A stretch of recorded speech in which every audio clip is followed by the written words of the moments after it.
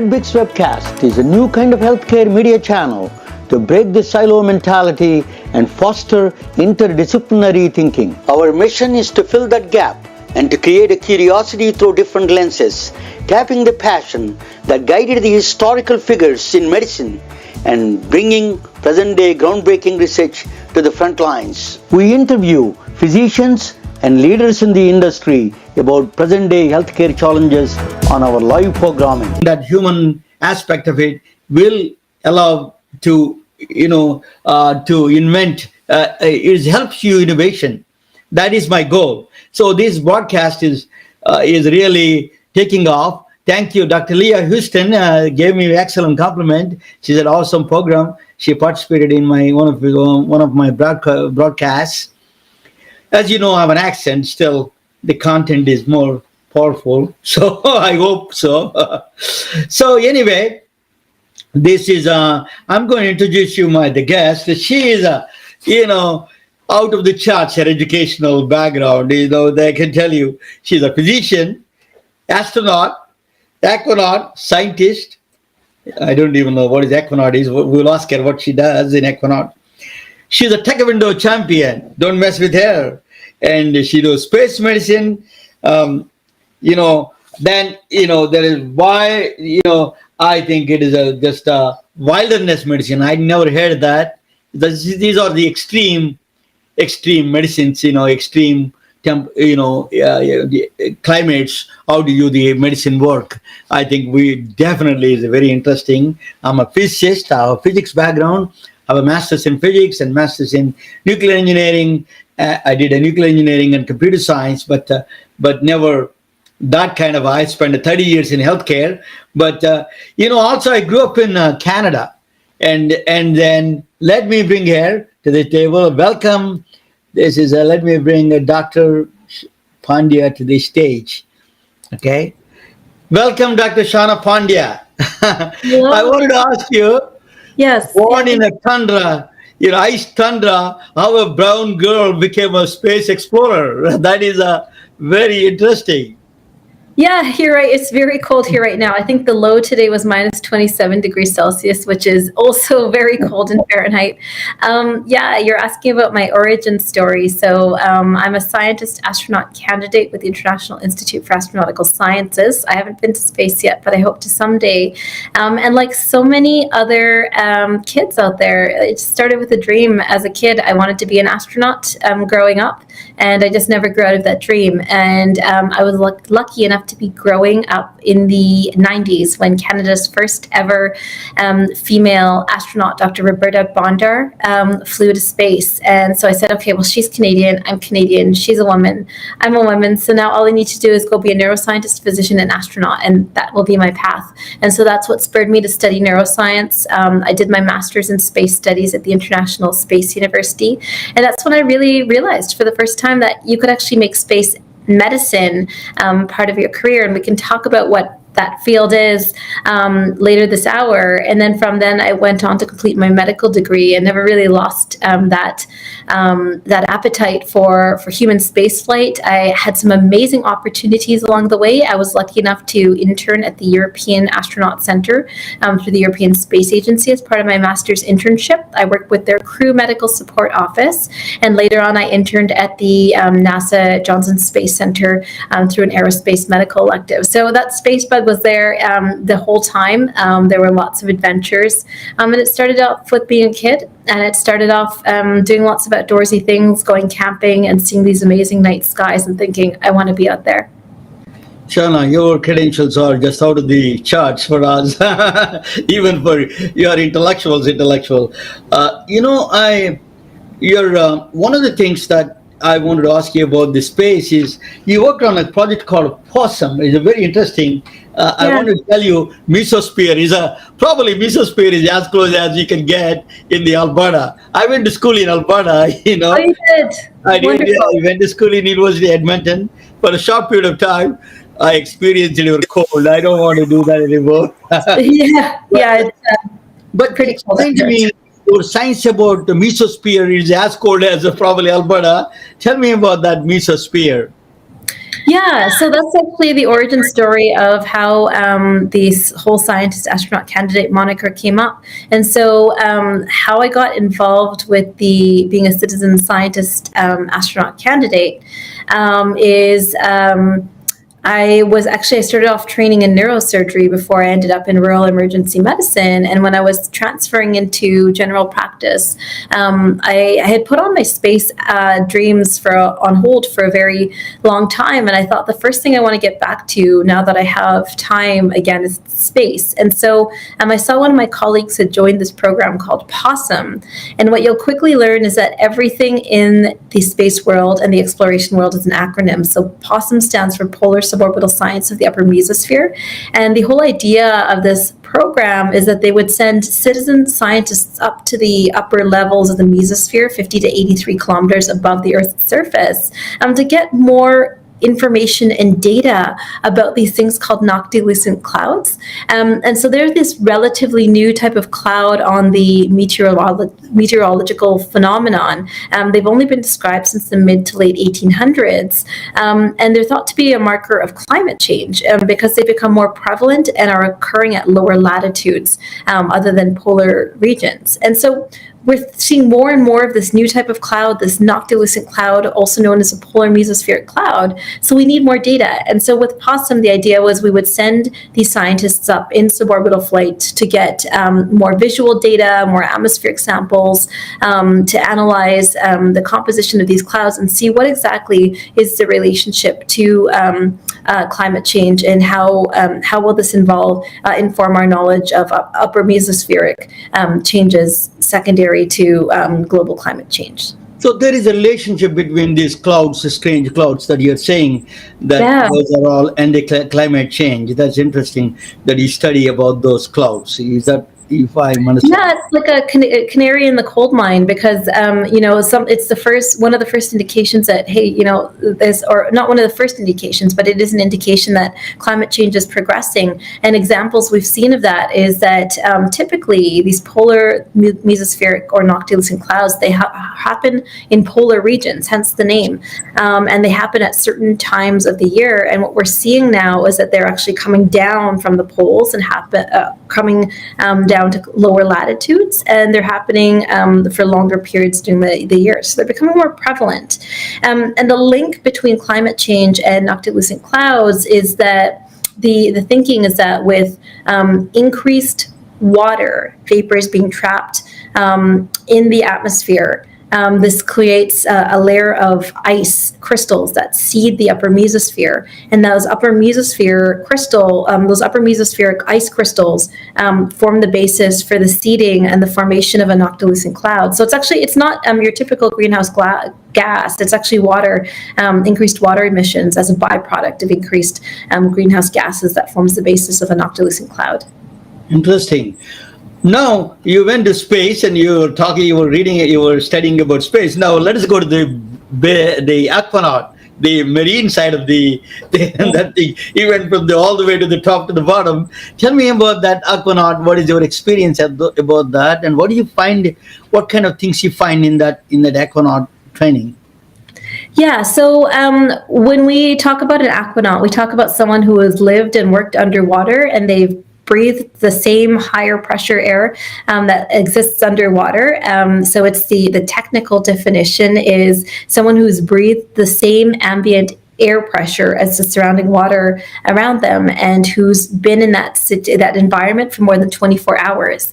And so that's the technical definition, but the layman's answer is that it's someone who lives and works underwater. And the relation to space is when we talk about how that type of environment prepares us for this high-risk, austere, isolated, remote environment up in space. We actually have this saying in the exploration world, same, but different. And so when we talk about being an aquanaut, we refer to that environment as being an analog environment because it's analogous to the space flight environment. It's remote, it's isolated, it's resource limited. So there are some parallels there. And so when we say same but different, it reflects certain aspects of the space flight environment. So I went down in 2019 with a crew of 5.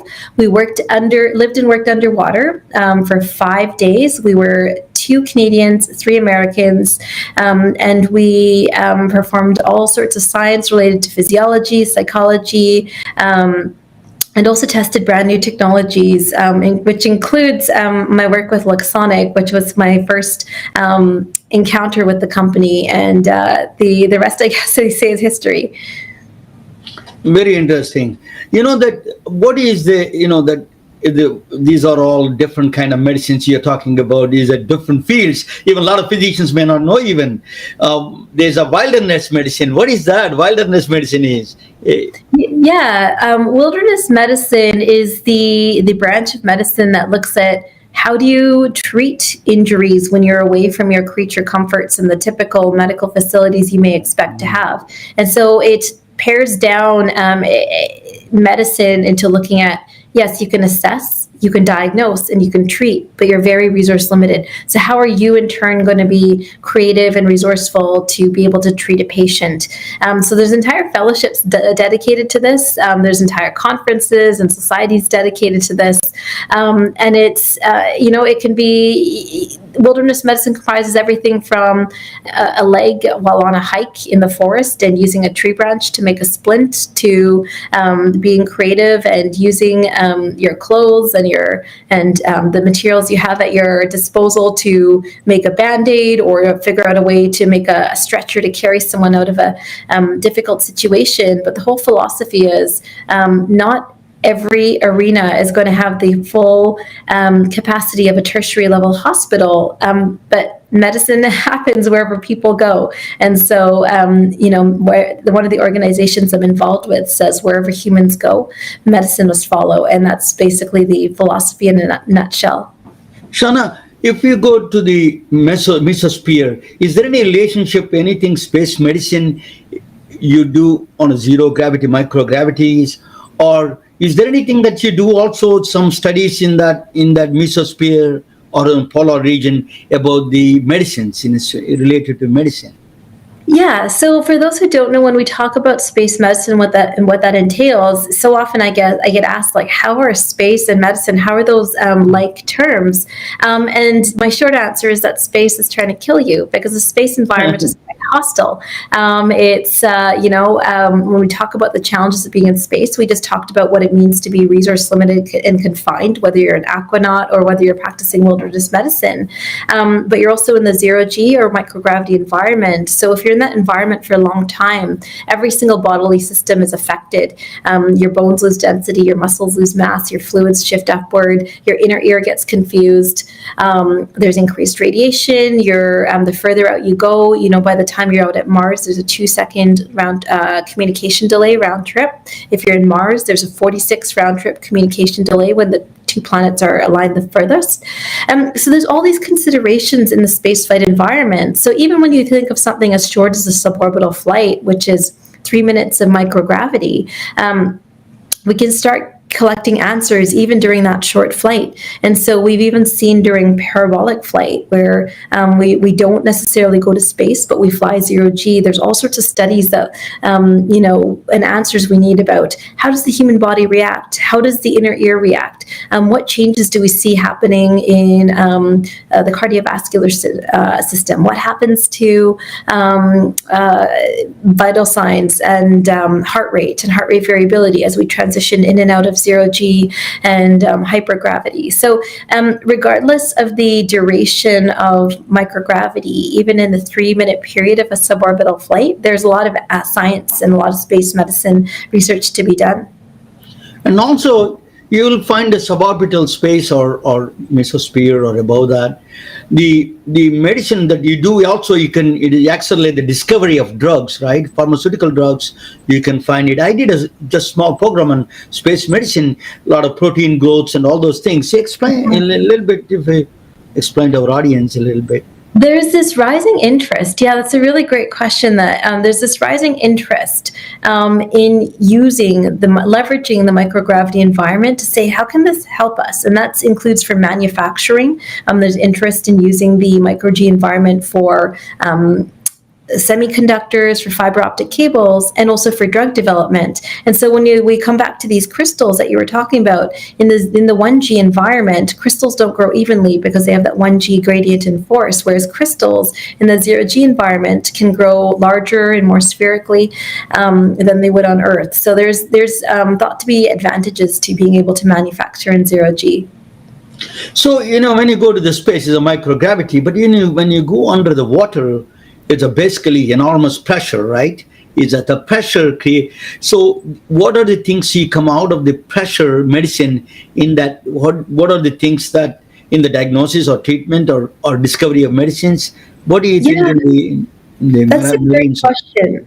So the further down you go, the deeper you go, the more pressure there is to contend with. So for our Neptune mission, we were at the Jules Undersea Lodge, which was 20 feet of water. So it's actually not all that deep. And for most purposes, the pressure isn't considered to have a huge effect. That being said, we still noticed in very little subtle things, like the food that we brought down with us, little chip packages, they would scrunch down at 20 feet.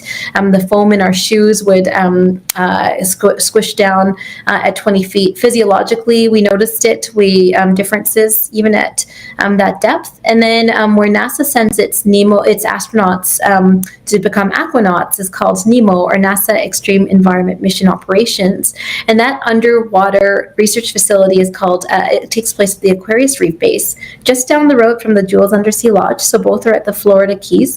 They're only 13 miles apart. But Aquarius Reef Base is 60 feet underwater. So there's a lot more pressure all of a sudden. And so physiological effects that we studied during our mission included cognition and processing time, performance, concentration. We looked at stress levels. We looked at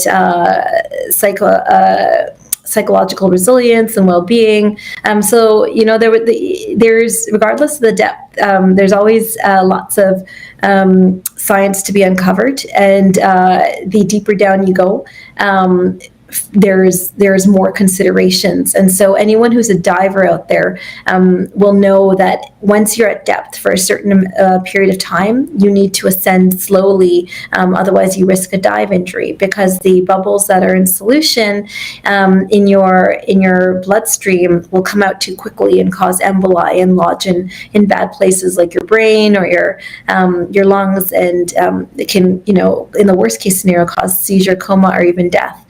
And so when you're at depth as an aquanaut, if you don't ascend at a set rate, you're putting your life at risk. So when you talk about decompression periods, at the Jules Undersea Lodge at 20 feet, there was no set decompression period because it was close enough to surface pressure. When you're down at the Aquarius Reef Base, you actually have to wait 16 hours and 47 minutes before you can surface safely. And so when you compare that to the International Space Station, suddenly it makes sense why you would use that place as an analog for preparing astronauts for space. Because if you have an emergency on the space station and you command an evacuation and escape in a Soyuz space capsule down to definitive medical care on Earth, it can be as little as 3 to 6.5 hours. So compare that, 6.5 hours from space to nearly 17 hours from 60 feet underwater. So that's the value of an environment like the Aquarius Reef Base for preparing astronauts for space. So, now we talked about physical stresses of in space and the underwater, and what about the psychological pressures they feel? Can you explain that a little bit? People don't understand what psychological pressures they have in space. And there was a movie, Brad Pitt did that one movie actually, under the sea, under the water. What are the psychological pressures they face, and what are the cognitive situations there? Yeah, that's a great question, and it's a really important one, because when we talk about the big five challenges of human spaceflight and long duration spaceflight, we call it the RIDGE framework. We talk about radiation, isolation, and confinement, which is what you're talking about, and then things we've mentioned already, so distance from Earth, altered gravity, and everything else, which includes exposure to lunar dust. So coming back to your question about the psychological challenges of the spaceflight environment, these are numerous, and so this includes everything from being in this closed, confined space for months at a time. So you're away from your family, your loved ones. If you want to go outside and get a Starbucks, you can't do that. You have to be a good teammate. You have to be one who works well with your team, but also works productively on your own. You don't want to be that guy or girl who's voted off the space station.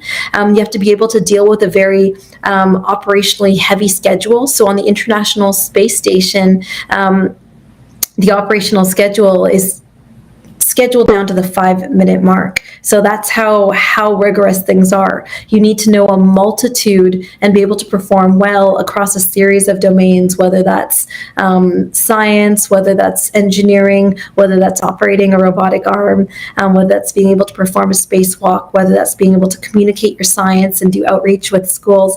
You have to be a master of your trade, but also a jack of all trades. And then the other thing that we don't think about is the day-night cycles and sleep, and how that contributes. So it's loud on station. So there's always distractions. There's mission control to respond to as well. And then when we talk about how the day-night cycles flip up on station, the International Space Station completes an orbit every 90 minutes. So every 90 minutes, there's a sunrise-sunset cycle. So 16 sunrises and sunsets per 24-hour period. So you can imagine that really must interfere with one's sleep cycle. And it depends on where you're going. So if you're going to the moon's equator, the lunar day consists of 14 days of day and 14 days of night. So there's all of these little things that keep piling up to potentially adversely affect one's psychological health, and that's why it's prioritized as a key area for long duration spaceflight. You're truly an inspiration for everyone, particularly young women.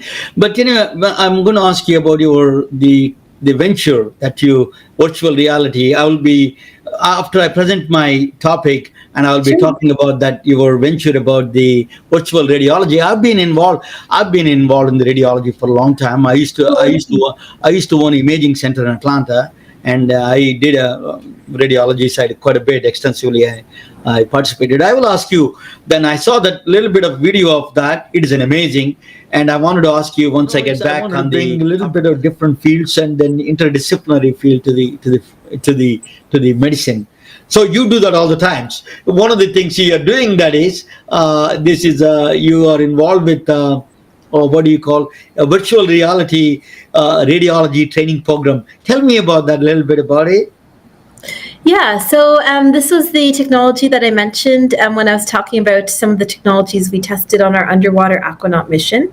One of the things we brought down with us was this virtual reality headset.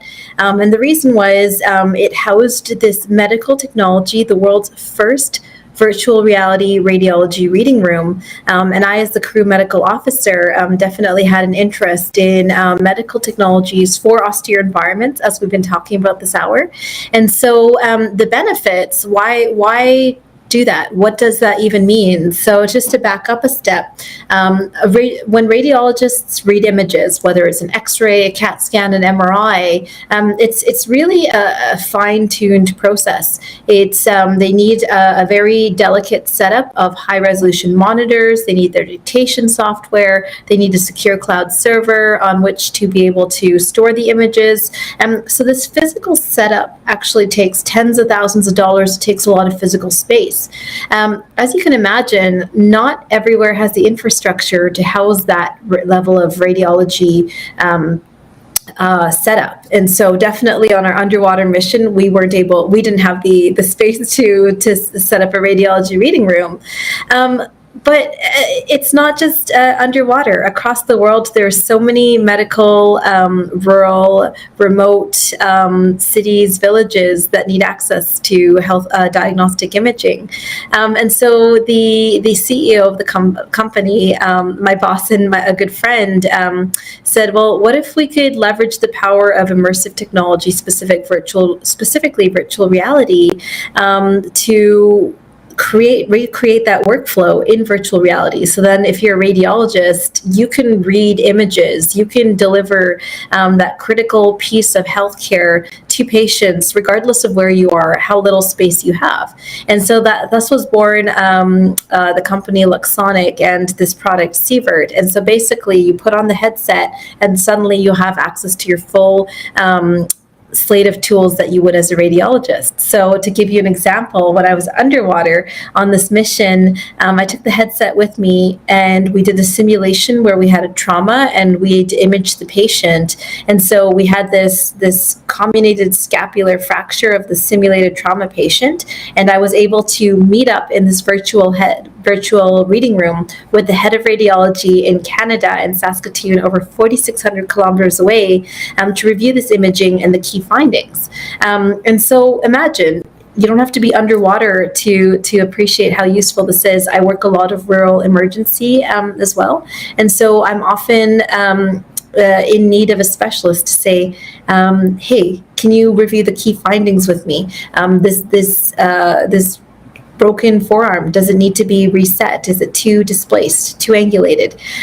So you can recreate all of that critical workflow, collaboration, expert consultation in this virtual space. So that's the origin story with Luxsonic, and that's what we aim to do.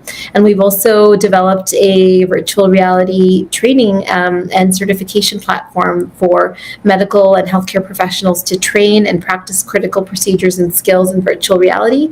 And then the space connection there is we've built modules for the Canadian Space Agency to be able to practice skills in virtual reality, so they don't have to bring all of their hardware, all of their setup, all of their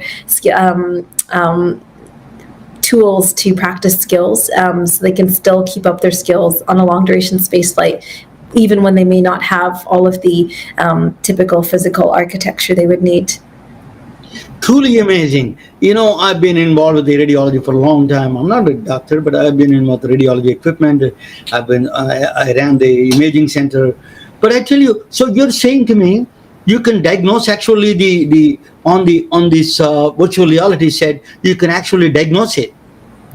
Exactly, yeah. So with most commercial headsets, the resolution of images for your day-to-day X-rays and CTs is good enough to, when compared to the traditional physical setup, to be able to read with the same resolution and accuracy. We've run several trials with our academic partners.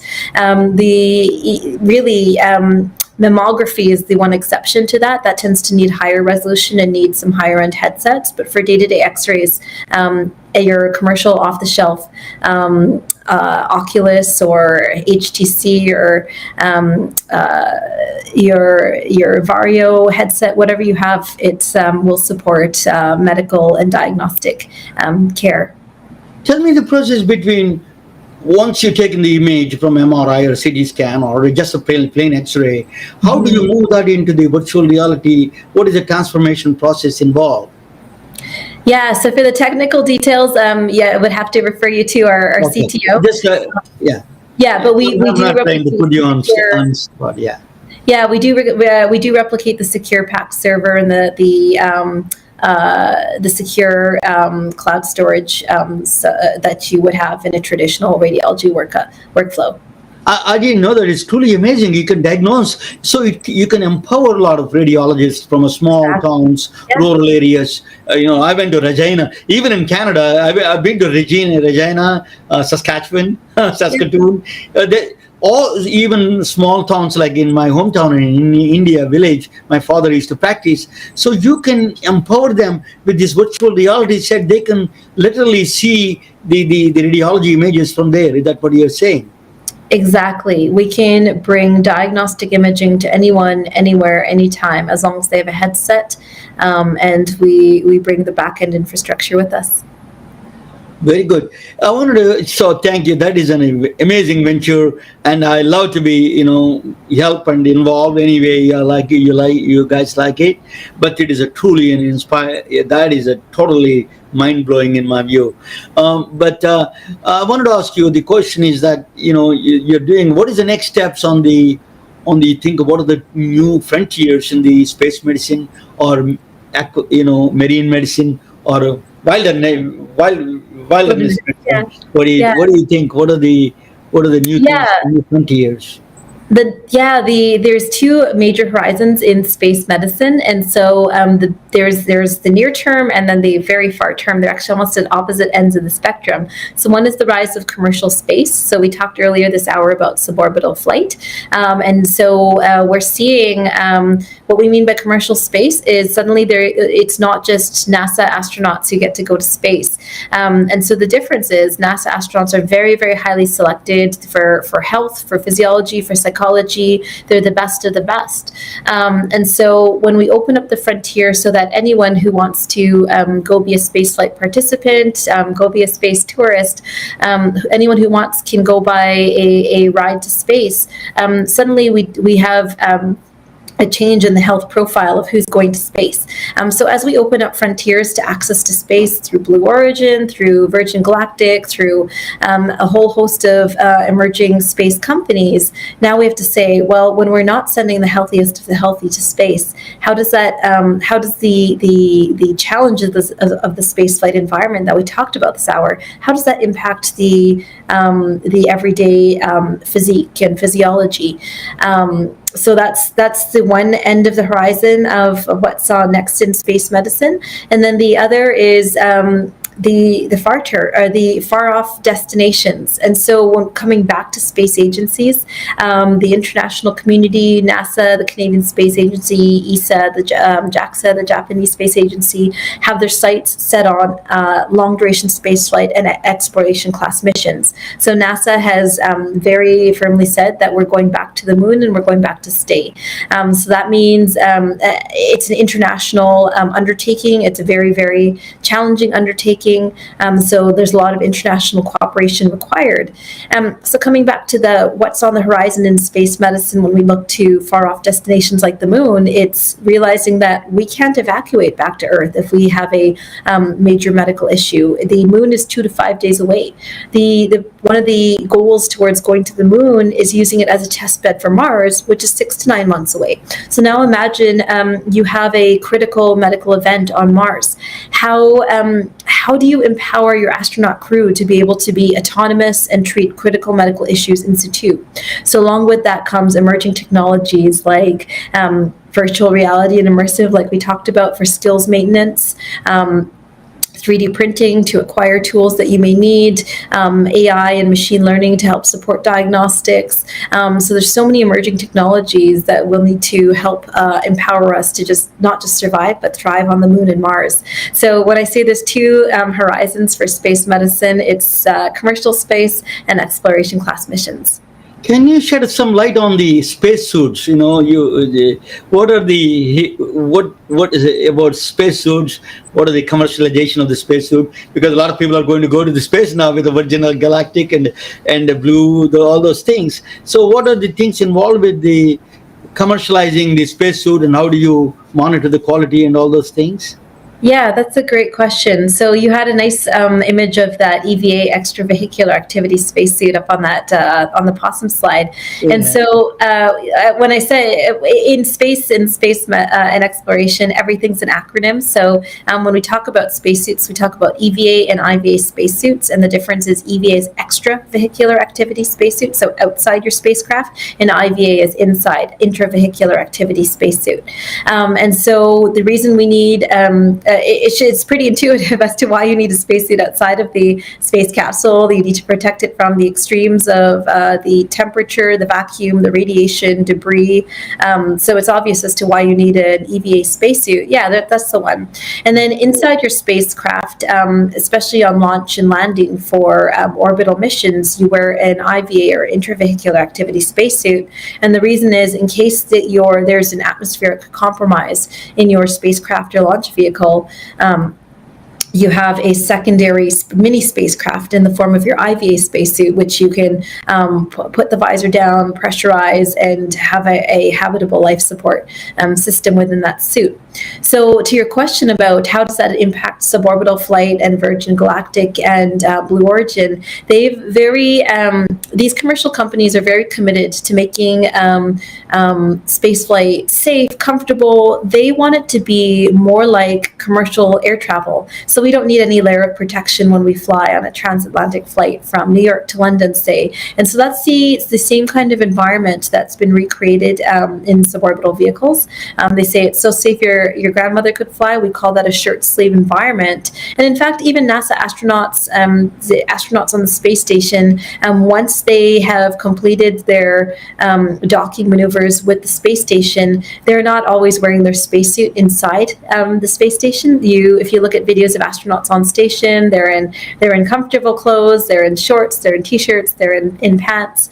So it's really more for the critical moments when there may be a loss of atmosphere or pressure in the launch vehicle. So to get into the last part of your question, you talked about commercial spacesuits, which is right up my alley, because that's one thing that we've been very privileged to do through Project Possum and the International Institute for Astronautical Sciences. We worked with Final Frontier Design to test both their EVA and IVA spacesuits. We've tested them in zero-G, we've tested them in water scenarios. And this comes back to your question of how do you trust your spacesuit? How do you know it's safe? And the answer is, before you can send anything to space, you have to test, and then test some more. And before something can be deemed truly space ready, it actually goes through a series of TRLs. So there's another acronym. TRL means Technology Readiness Level. So for space technologies, this exists on a scale of 1 to 9. 1 might be something that you just, an idea that you just scribbled on the back of a napkin in a bar, so it's concept phase. And 9 is something that has spaceflight heritage and is you can trust to operate in space. And somewhere along the way, technology level 6 to 7 is something that you've tested in a space-like environment, like the parabolic flight. And so way before a technology like a spacesuit makes it to space, it's been tested in all sorts of space and space-like environments to make sure you can trust the engineering of the spacesuit. What kind of material they use for the spacesuit in general? Yeah, it depends on the layer of the spacesuit you're talking about. So all of these, the anatomy of a spacesuit is fascinating.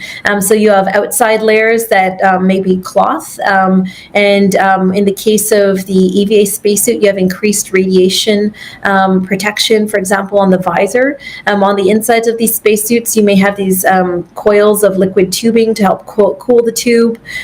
You may have various new materials and plastics on the inside to be waterproof, to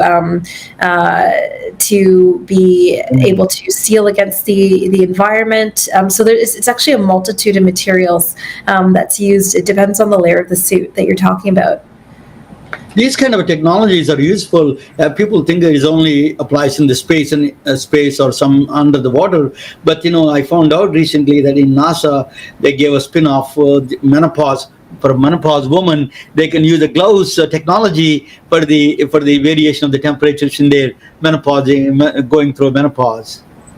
Yeah, there's all sorts of examples of spin-in and spin-off technologies. And so when we say spin-off, we mean technologies that have been used for spaceflight, that have been used to make life better on Earth. And there's lots of examples of medical technologies that have benefited from spaceflight. So to your point, something similar, the sensors and the sensor suits that were used to monitor astronauts during the shuttle days has been spun off into something called Mama Goose pajamas that have been used to monitor infants at risk of sudden infant death syndrome. So we use space-based technologies to keep babies safe.